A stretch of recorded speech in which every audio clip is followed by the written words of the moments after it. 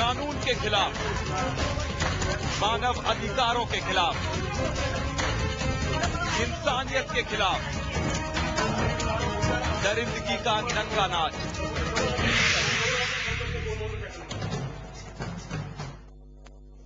नमस्कार, TV9 में आपका स्वागत है। मैं हूं मुक्ता। आए दिन ऐसे मामले सामने आते रहते हैं जो साबित करते हैं पुलिस रक्षक नहीं भक्षक बन गई है। कस्टडी में मौत का मामला भी कुछ ऐसा ही है जिसे खुद सुप्रीम कोर्ट ने सभ्य समाज में होने वाले सबसे जघन्य अपराध का दर्जा दिया है। लेकिन हैरानी की बात तो यह है कि खुद राज्य के मंत्री और नेता भी इस ओर न सिर्फ आंखें मूंदे बैठे हैं बल्कि अपनी बर्बर पुलिस का बचाव भी करते हैं। महाराष्ट्र पुलिस बेफिक्री से आरोपियों को हिरासत में पीटती है, उनकी जान भी ले लेती है। तभी तो हम पूछ रहे हैं कि पुलिस है या तालिबान। कानून के खिलाफ, मानव अधिकारों के खिलाफ, इंसानियत के खिलाफ दरिंदगी का नंगा नाच।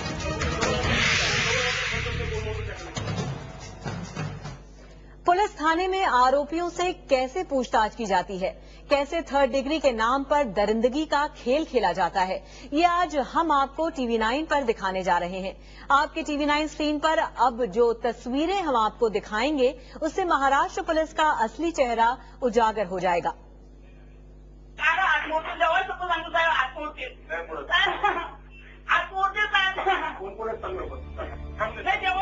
थाने की पड़घा पुलिस चौकी में एक युवक से गुनाह कबूलवाने के लिए देखिए पुलिस कैसे वहशत की सारी हदें पार कर गई।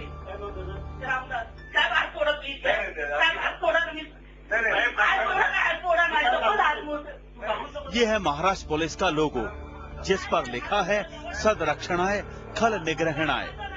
संस्कृत में लिखे इस वाक्य का मतलब है अच्छाई के रक्षक और बुराई को समाप्त करने वाले। लेकिन ये वाक्य सिर्फ औपचारिकता निभा रहा है, क्योंकि महाराष्ट्र पुलिस में इसका ठीक उलट हो रहा है।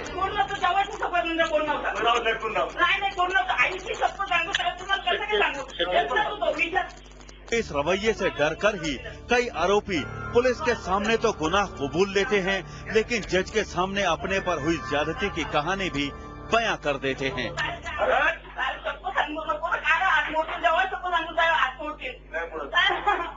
और अगर ये युवक भी कुछ ऐसा ही करे तो क्या पुलिस की फजीहत न होगी?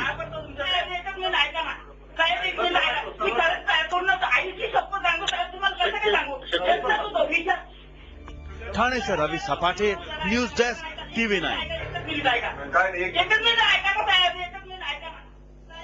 तो पुलिस है या तालिबान, इसी पर चर्चा करने के लिए इस वक्त स्टूडियो में हमारे साथ मौजूद हैं प्रेम शुक्ला जी, जो कि सामना के कार्यकारी संपादक हैं, साथ ही जयेश मिरानी जी, जो महाराष्ट्र ह्यूमन राइट एसोसिएशन के प्रेसिडेंट हैं, साथ ही इंदर चुगानी जी, जो मैनेजिंग ट्रस्टी हैं लीड NGO के, और शकील अहमद जी, जो निर्भय बनो आंदोलन के कार्यकर्ता हैं। साथ ही मौजूद है हमारे सहयोगी शरद, उनके साथ मौजूद हैं कुछ सोशल एक्टिविस्ट, साथ ही हैं स्वाति हमारी सहयोगी, उनके साथ मौजूद हैं कुछ विक्टिम्स जिन्होंने पुलिस की ये तानाशाही सही है, और पड़गा गांव में मौजूद है हमारे संवाददाता वैभव सोनावने, जिनके साथ में है रवि सपाटे, जिन्होंने ये क्लिपिंग हासिल की है। सबसे पहले हम बात करेंगे वैभव सोनावने से, जो इस वक्त पड़गा पुलिस स्टेशन के सामने हैं। वैभव, आपके साथ रवि सपाटे मौजूद हैं जिन्होंने ये क्लिपिंग्स हासिल की हैं। हम उनसे जानना चाहेंगे कि क्या है ये पूरा मामला। जी हाँ, बिल्कुल। इस पूरे मामले पर जिन्होंने शुरू से निगाह रखी थी वो रवि सपाटे खुद हमारे साथ है, हमारे सहयोगी। उन्हीं से हम पूछना चाहेंगे क्या ये पूरा वाकया था, क्या मामला था, क्या ये पूरा हादसा है। रवि, ये बताइए क्या शुरू से आपने इस पर नजर रखी थी, क्या कहोगे, क्या ये पूरा मामला था? देखिए, लगभग एक 6-7 महीने पहले की ये घटना है। ये शिवाजी कुंभार करके एक लड़का था, यहाँ पे जिम पे जाता था। उसी दौरान ये 3 लोग थे। एक तो ये कुंभार के साथ में 3 लोग थे। उनसे अनबन होने के बाद में वहाँ पे उसका मर्डर हुआ। उसके बाद पुलिस ने कुछ सस्पेक्टेड लोग थे उनको पकड़ा था। उसके बाद में तीन लोगों को हिरासत में लिया गया। कल से हम ये खबर दिखा रहे हैं, कई जगह से रिएक्शंस आ रहे हैं। आप पड़गा गांव में मौजूद हैं, क्या पड़गा पुलिस स्टेशन से कोई रिएक्शन मिला है? क्या वहां के SP ने इस पर कुछ रिएक्ट किया है? जी देखिए, हम लगातार इस खबर पे बना रहा था TV9 दिन भर, तो आज दोपहर में ही लगातार हमें रिएक्शंस मिलनी शुरू हो गई थी। जो थाने के एसपी है विश्वास नांगरे पाटिल, उन्होंने सीधा कहा था कि ये जो मामला है इसकी पूरी जांच होगी और करीब 2 बजे के बीच यहाँ पर जो DYSP है देवराज, वो यहाँ पर आए। उन्होंने यहाँ पे छानबीन शुरू की है, बात करना शुरू किया है और जो पुलिस अफसर इसमें शामिल थे, ये पूरे मामले के जो इन्वेस्टिगेशन ऑफिसर्स थे, उनकी जबानी वो ले रहे हैं और साथ ही उन्होंने हमसे भी बात की है। हालांकि कैमरे के सामने बात करने से वो इनकार कर रहे थे।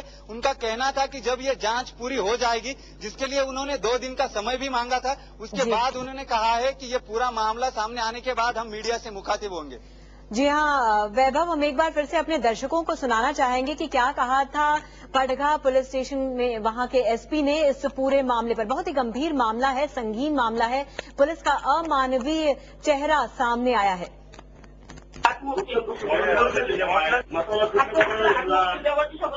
फोन कोणी केला? आईची शपथ त्यांना कोणी केला? आईची शपथ सांगतो साहेब, आईची शपथ साहेब, कोणी नाही फोन केला. मला माहित होतं तो 5:30ला तेवढ्या टाइमवर येतोच फक्त 5:30 वाजता माणूस मी रात्री उभा रोडला समोरून जवळ आला तरी समजत नाही कोण मोटरसायकल 5:30 येतो देवाची शपथ. अरे काही समजत नाही आणि त्याला विचारलं तू? नाही 5:30 वाजता रोडला अजिबात जवळ इसके अलावा कई एडवोकेट भी मौजूद है। कानून क्या कहता है वो बताएंगे। पहले बात करते हैं हेमेंद्र जी से। हेमेंद्र जी, आपने ये पूरी तस्वीर देख ली, क्या हुआ उस लड़के के साथ? क्या आपको लगता है कि ये तरीका सही था? नहीं, एकदम बिल्कुल गलत था।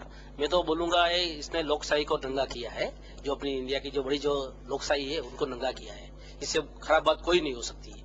जी, मानवाधिकार क्या कहते हैं? एक आम आदमी, चाहे वो आरोपी हो, चाहे वो मुजरिम हो, वो कत्ल का भी मुलजिम हो सकता है, लेकिन अगर पुलिस के पास हो जाता है, पुलिस उसे पकड़कर ले जाती है, तो क्या पुलिस को उस तरह का बर्ताव करना चाहिए? नहीं, पुलिस को कोई भी अधिकार कोई भी कर सकता है। वो खाली कोर्ट में उसको पेश करना है। उनको कोई भी हाथ लगाने का उसको अधिकार नहीं है। हाथ लगाने का कोई भी अधिकार नहीं है, कानून ये कहता है। हमारे साथ MK खान जी मौजूद हैं, क्रिमिनल लॉयर हैं, उनसे बात करते हैं। खान साहब, ये तस्वीरें पूरी आपने देख ली, जो कुछ भी दिखाया गया आपको, एक लड़के को उल्टा सीधे लटका दिया गया है, उसके कपड़े पूरी तरह से उतार दिए गए हैं। क्या किसी को शर्म नहीं आती? क्या वो शर्म की वजह से नहीं कबूल करेगा? क्या उसके साथ पिटाई की जा रही है? क्या वो पिटाई की वजह से आरोप कबूल नहीं करेगा? नहीं, इस बारे में मैं 2 बातें कहना चाहूंगा। पहली बात तो ये है कि आप उसको टॉर्चर करके कन्फेशन लेते हो, उसकी कोई एविडेंसरी वैल्यू नहीं है। और दूसरे क्लियर कट ये ऑफेंस बनता है, IPC में है, 330, 331 है। दूसरी बात मैं ये कहना चाहूंगा कि आप इन्वेस्टिगेशन के नाम पर किसी को प्री ट्रायल पनिशमेंट देना, ये किसी भी सिविलाइज सोसाइटी में अप्रूव नहीं किया जा सकता है। इसलिए मेरे हिसाब से उन सारे ऑफिसर्स से जो भी इन्वॉल्व हैं उनके अगेंस्ट केस रजिस्टर करना चाहिए और उनको एज पर लॉ डील किया जाना चाहिए। जी, हमारे गृह राज्य मंत्री रमेश वागवे जी ये कहते हैं कि हम ये तालिबानी जो चीजें चल रही है, हिटलरशाही चल रही है, वो चलने नहीं देंगे। लेकिन क्या किया गृह राज्य मंत्री जी ने, ये अब तक समझ में नहीं आया। हमारे साथ कुछ और लोग यहाँ पर मौजूद हैं। बिल्कुल आपने सही कहा। जयेश मिरानी जी हमारे साथ हैं। जयेश मिरानी जी, आपने देखा, सबसे पहले तो हम ये आपसे पूछना चाहेंगे, क्या रिएक्शन है आपका? इसको देख के क्या लग रहा है आपको? जंगल राज सही बात है कि ये जंगल राज है।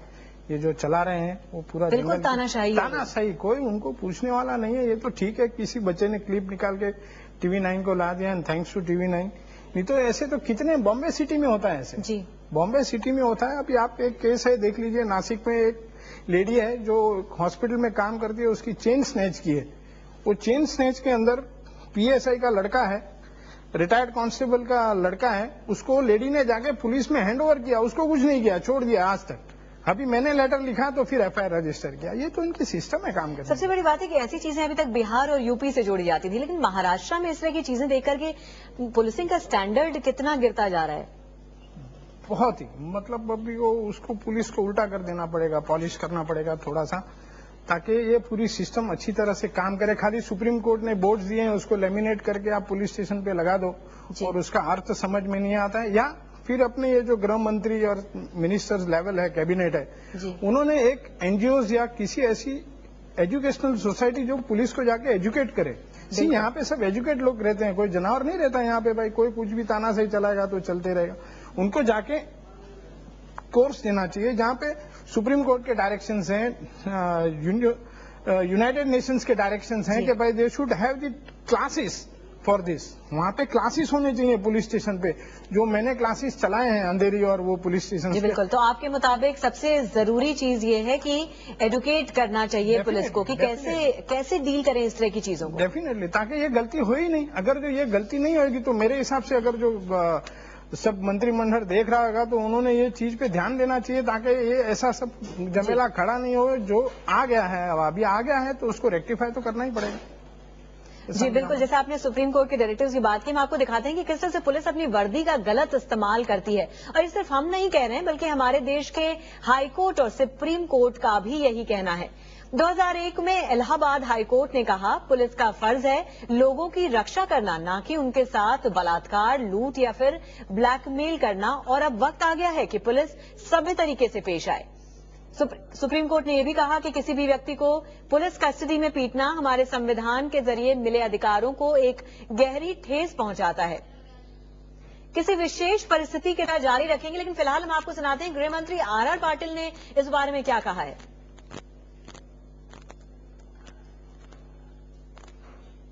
मैंने जो जानकारी ली उसके मुताबिक वो पुरानी घटना है, अब की घटना नहीं है। फिर भी ऐसी घटना होना ठीक नहीं है। महाराष्ट्र एक प्रगतिशील राज्य है।